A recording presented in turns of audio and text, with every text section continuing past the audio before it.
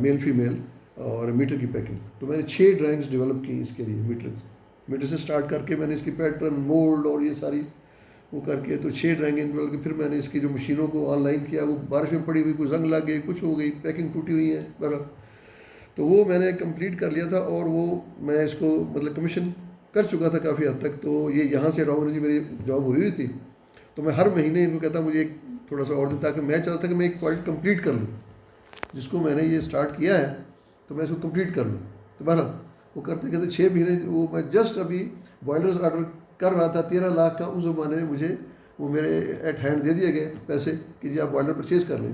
سارا کام میں نے کر لیا تھا, اور ڈائز مولڈ کا بھی کر لیا تھا, سب کچھ کر لیا تھا. تو بس وہ آرڈر کرنا تھا. تو ان کی طرف سے چھٹی جو میری تھی ریکویسٹ ایکسٹینشن کی, وہ آگے کہ no more extension, you have availed 6 extension. تو پھر مجھے 2 اپریل کو میں وہ بھی میں جوائن نہیں کرنے آیا تھا, صرف وہاں آیا دیکھوں کہ یہ ہے کیا, آفس کیا ہے, پروجیکٹ کیا ہے. تو جناب سپر میں آفس تھا. تو جب میں وہاں آیا تو میری جو ٹیکسلا کی کلاس تھی وہ بھی آدھی وہاں موجود تھی, اور جو لاہور کے میرے کلاس والے تھے وہ بھی آدھے وہاں موجود تھے DNP میں, کیونکہ اس میں سب سے موسٹ ایکٹیو پروجیکٹ تھا یہ بشیر الدین صاحب کا DNP کا پروجیکٹ تھا. تو وہ جب ہے تو میں ان سے کہا کہ بھئی میں تو یہ انہوں نے ریفیوز کر دیا ہے, میں تو صرف آیا تھا آپ لوگوں سے ملاقات ہو جائے. تو وہ کہہ لگے بس ہم جانے نہیں دیں گے. میں نے کہا انہوں نے تو ختم کر دیا ہے, ختم ہو گئی آفر. وہ کہہ لگے چھٹ پڑے. ادھر سے اس نے اظہر صاحب کو ہوتے تھے اس زمانے میں, کو ایڈمن آفیسر یا ایڈمنسٹریٹر کیا, ان کو فون کیا ہے سڑا آیا ہے بس انہوں جوائن کرا. تو اے دیکھو لیٹر تسی کینسل کرتا ہے وہی اپوائنٹمنٹ, تو یہ نواں ایشو کرو. تو یہ بس ہوں ساڑھے کول ہی تھے. بولو جی, انہوں نے پکڑ لیا مجھے, اور وہ اس طرح جوائننگ ہوگی. تو وہ میں یعنی کہ وہ کمپلیٹ پروجیکٹ تھا جس کو میں چھوڑ کے آیا, تو کمشننگ کی اسٹیج سے. تو بہرحال اس کے بعد جو ہے بہرحال پھر یہ چلتا رہا DNP میں الحمدللہ.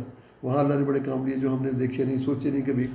تو ریکٹر کے تقریباً جو ہے 90% یا 95% ویسل جتنے تھے اور میکینیکل اسٹرکچرز, وہ الحمدللہ میں نے ڈیزائن بھی کیے, فیبریکیٹ بھی کروائے, انسٹال بھی کروائے.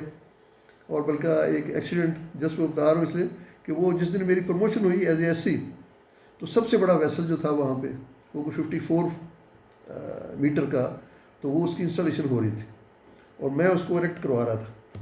تو بس وہ کسی کی غلطی سے 2 دن پہلے میٹنگ ہوئی تھی, جتنی اوپننگز ہیں ٹاپ فلور پہ ان پر جو ہے وہ اسٹیل پلیٹیں رکھ کے, جو بشیر الدین صاحب نے آرڈر دیا کہ وہ رکھ کے ویلڈ کروائیں, یہ نہ کوئی گر جائے اس میں. تو وہ اسی طرح کرتے ہیں, میری تو توجہ ساری ادھر تھی.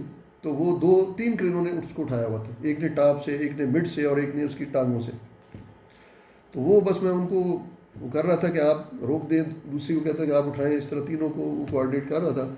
تو پیچھے اوپننگ پتہ اوپننگ وہ 4 فلور نیچے جو تھے ان سب میں اوپننگ تھی, تھرو تھی وہ, مجھے پتہ اوپننگ ہے. لیکن میں نے ایسے پیچھے مڑ کے دیکھا تو مجھے نظر آئی پلیٹ ہے. تو بس میں نے 1 پاؤں اٹھایا, مجھے نہیں پھر پتہ. اور مجھے جب ہوش آیا ہے تو اس کی جو موٹائی تھی نا چھت کی اس طرح ہوتی ہے, وہ 914 ملی میٹر, آج مجھے یاد ہے. تو میرا سینہ ایسے اس میں پریس تھا, اور یہ ہاتھ میرے جس طرح یہ 3 پورے ہیں, ان 3 پوروں پر میں ایسے اس کے اندر تھا, اور اس کی جو فلینج ہوتا ہے لوہے کا, تو اس پر یہ 3 پوروں پہ میں ایسے لٹکا ہوں, اور یہ میرا ایسے منہ مڑا ہوا ہے, کیونکہ میرا یہاں سے لے کر یہاں تک وہ تو اس میں آ گیا نا چھت کی موٹائی میں 3.25 فٹ جو ہے. تو بس وہ جو ایسے تھا, اور مجھے نہیں پتا پھر میں یہ تھا کہ بس اب یہ چھوٹے گی. اور نیچے ہر فلور کی اس کی جو نیچے والی جو اوپننگ کی تھی ان سے ایسے ڈاول نکلے ہوئے تھے, وہ سارا دن وہاں گھومتے تھے, دیکھتے تھے ان کو. تو میرا تھا کہ بس اب یہ چھوٹا, اور میں اس میں جیسے تکے پروئے ہوتے ہیں اس طرح پرویا جاؤں گا اس میں. اور یہ بس اب ہو رہا ہے, میں اپنے آپ کو سمجھ رہا تھا کہ بس اب یہ چھوٹ رہا ہے میرے ہاتھوں سے. یہ ایسے وہ پکڑا ہی ایسے تو تھا نہیں, ایسے بس.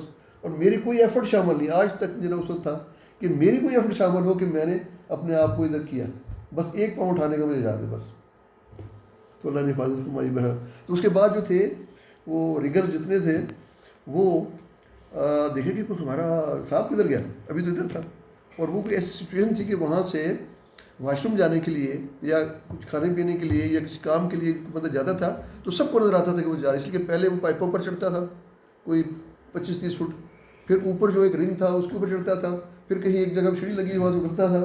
تو اس طرح وہ کوئی آدھا پونا گھنٹہ تو اس کو جاتے ہوئے لگتا تھا, اور جو آنے والا اس کو بھی لوگ دیتے رہتے تھے یہ آ رہا ہے. اب یہ بندہ کہاں سے لگا, ابھی تو تھا ادھر. میرا پھر ان کو فکر ہوئی, انہوں نے ایک تلاش کیا مجھے, کسی کو میری پوری نظر آئی کیونکہ اس میں اتنا جنگ تھا، اتنی بڑی بڑی پلیٹیں، اتنے اور چیزیں بنے الگ الگ پیکنگ چیزوں کی، ایسا بڑا ڈھیر تھا تو اس میں میری یہ پورے کا اس کو تلاش ہونی، مگر اللہ نے کسی کو دی، اس کو میری پورے نظر آئی، وہ بھاگا اور چیخا اور سب کو بلایا پھر، اور ایک ریگر نے مجھے یہاں سے اور ایک یہاں سے، انہوں نے کھینچا مجھے اوپر، اور وہ سوٹ پہنا ہوا تھا، اسی دن پروموشن ہوئی تھی اور پارٹی کھا کے آئے تھے. تو بہرحال وہ ایک ایکسیڈنٹ تھا جس میں اللہ تعالیٰ نے وہ بچایا، اور وہ آج بھی یاد ہے بہرحال. تو اس طرح کی بہرحال اور بھی بڑے کچھ ایکسیڈنٹ ہوئے بہرحال.